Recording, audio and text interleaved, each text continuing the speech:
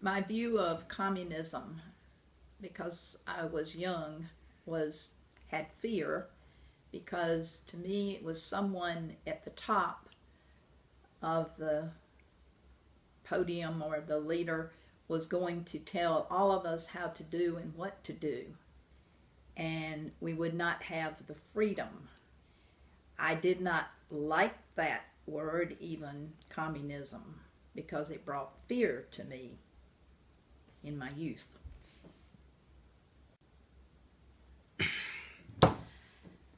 In my looking back, Russia was capable of doing anything because the United States was trying to do anything. Who was going to get people up on the moon? Who were going to get people in space first? And Russia was somebody that was competitive. Our country was competitive.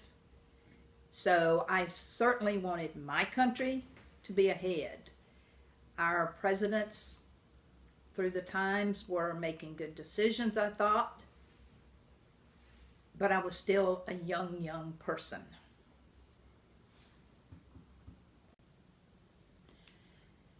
This is what I remember about the Vietnam War.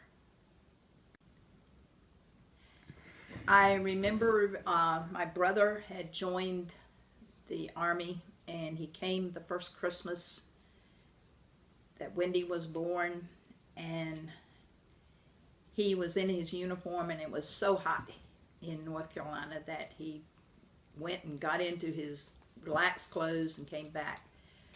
His missions that he had was not fighting against the enemy, but bringing home the deceased who had.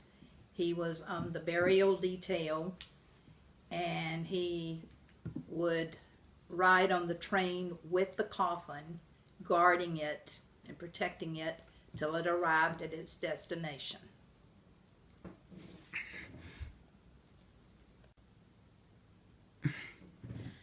I do remember the Cuban incident where Castro was going to make his move, and President Kennedy handled that in a very, I thought, positive way.